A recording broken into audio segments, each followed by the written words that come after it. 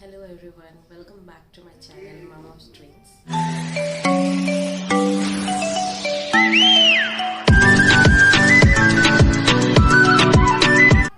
Today's video is again going to be very important topic about vaccination for newborn.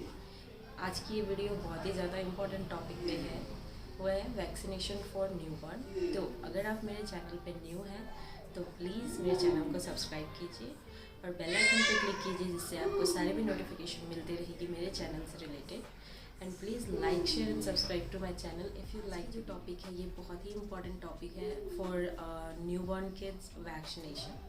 तो जो सबसे important चीज़ होती है, वैक्सीनेशन है क्या, वैक्सीनेशन ज़रूरी क्यों होती है, इस वैक्सीनेशन सेफ होती है या नहीं, वैक्सीनेशन कितने तरह की होती है और वैक्सीनेशन में कब और कितने समय पे दी जाती है।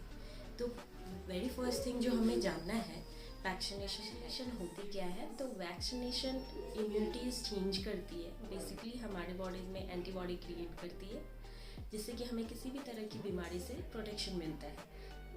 तो अब बताऊंगी कि वैक्सीनेशन सेफ है या नहीं। तो बताना चाहूँगी, कोई भी वैक्सीनेशन मार्केट में आने से पहले मल्टी लेवल टेस्टिंग के थ्रू आता है। तो ये बिफोर ह्यूमन बॉडी पे देने से पहले कि बहुत सारी जगह टेस्ट हो के आता है, जिससे कम्प्लीटली सेफ होता है। तो वैक्सीनेशन जो न्यूबॉर्न के लिए है वो सेफ़ है या नहीं, इसमें आप कहीं भी डाउट मत कीजिए, सारे वैक्सीनेशन बहुत सेफ। वैक्सीनेशन कितनी तरह की होती, तो अभी मार्केट में दो तरह की वैक्सीनेशन आपको किड्स के लिए मिलती है। एक है पेनफुल वैक्सीनेशन, एक है पेनलेस वैक्सीनेशन।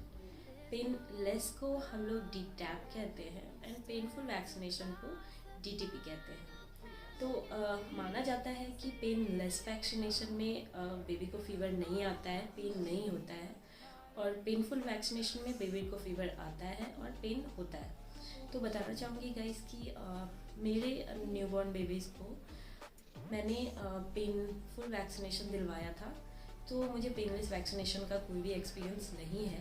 पर जब मैंने अपने डॉक्टर को कंसल्ट किया था about painful and painless vaccination, तो नॉर्मली कोई भी अपने बच्चे को पेनफुल वैक्सीनेशन नहीं दिलाना पसंद करेंगे।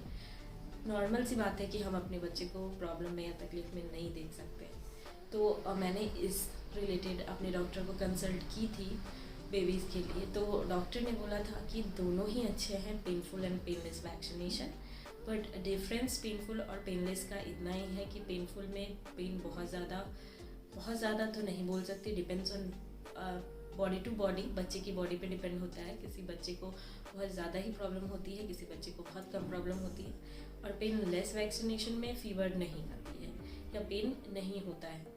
But painful vaccination after 8 to 9 years उसका 90 to 95% ऑफ इफेक्ट रहता है, जबकि पेनलेस वैक्सीनेशन का after 9 to 10 years 70 to 75% effect रहता है। तो आप यहाँ पे डिफरेंस देख सकते हैं कि कौन सा ज़्यादा अच्छा होता है। और एक चीज़ कि पेनफुल वैक्सीनेशन जो होता है वो बहुत ज़्यादा कॉस्टली नहीं होता है, जहाँ की पेनलेस वैक्सीनेशन वो थोड़ा ज़्यादा कॉस्टली होता है। तो डिफरेंस जो होता है, अगर मैं जहाँ तक सजेस्ट करूँगी कि अगर आप विलेज में रह रहे हैं तो आप आंगनवाड़ी में जा सकते हैं, बिकॉज गवर्नमेंट के द्वारा दिया हुआ वैक्सीनेशन बहुत ही सेफ़ है और उसकी कोई चार्जेस नहीं होते हैं।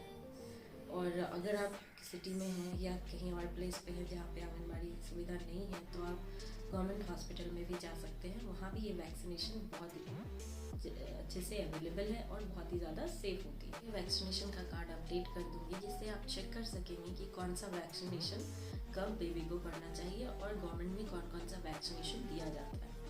तो जब आप डिस्चार्ज होते हैं हॉस्पिटल से आफ्टर बेबी बर्थ, तो बेबी के साथ आपको एक कार्ड भी दिया जाता है।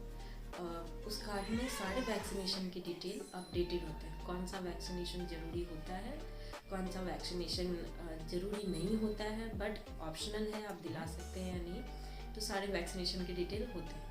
अगर आपको मेरे से सारे वैक्सीनेशन की डिटेल जानने हैं तो प्लीज़ कमेंट में बिलो गाइस। सो मैं सारे वैक्सीनेशन का अपडेट आपको नए वीडियो में दूँगी। नेक्स्ट जो बहुत ही इम्पोर्टेंट टॉपिक है कि वैक्सीनेशन कब पड़ता है। तो बताना चाहूँगी कि जो फर्स्ट वैक्सीनेशन होता है वो 1.5 मंथ यानी कि 1.5 महीने में पड़ता है। सेकेंड वैक्सीनेशन 2.5 मंथ यानी कि 2.5 महीने में पड़ता है। और थर्ड वैक्सीनेशन 3.5 मंथ में पड़ता है। तो कभी भी बेबी बर्थ होने के 1.5 महीने के बाद वैक्सीनेशन दिया जाता है, फर्स्ट डोज ऑफ वैक्सीनेशन। ये वैक्सीनेशन का 3 डोज होता है, जो कि फर्स्ट डोज, सेकेंड डोज और 3 डोज में दिया जाता है।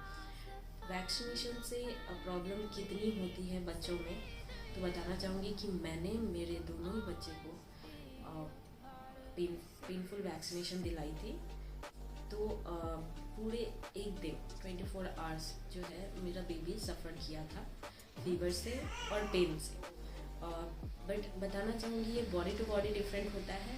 रीज़न है कि मेरे एक बच्चे को थोड़ी कम प्रॉब्लम हुई थी compare to my second baby, उसको ज़्यादा प्रॉब्लम हुई थी। रीज़न था कि मेरा दोनों ही बेबी प्रीमेच्योर हुआ था और दोनों ही बर्थ वेट से कम थे, तो उनको थोड़ा ज़्यादा परेशानी का सामना करना पड़ा था वैक्सीनेशन में। बट जब मैंने सेकेंड डोज ऑफ वैक्सीनेशन दिलाया तो तब तक इनका वेट एक स्टैंडर्ड लेवल पे आ चुका था, जिससे कि इनको कोई भी तरह की परेशानी नहीं हुई। और जो इंजेक्शन था, जो वैक्सीनेशन था उनका, वो अच्छे से उनको दिया गया था और वो कंफर्टेबल थे आफ्टर इंजेक्शन। किसी भी तरह की कोई फीवर उनको सेकेंड डोज में नहीं आई थी। थर्ड डोज का एक्सपीरियंस मैं आप सबके साथ ज़रूर शेयर करूँगी उनका थर्ड डोज होने के बाद। Thank you so much for watching this video. Please like, share and subscribe to my channel and comment below if you want to know anything from me. आपको किसी भी तरह की कोई जानकारी जो मेरे से जाननी हो तो प्लीज़ कमेंट कीजिए, या आपको किसी भी तरह की जो डाउट है बच्चों से रिलेटेड, न्यूबॉर्न से रिलेटेड, आप मेरे से पूछ सकते हैं।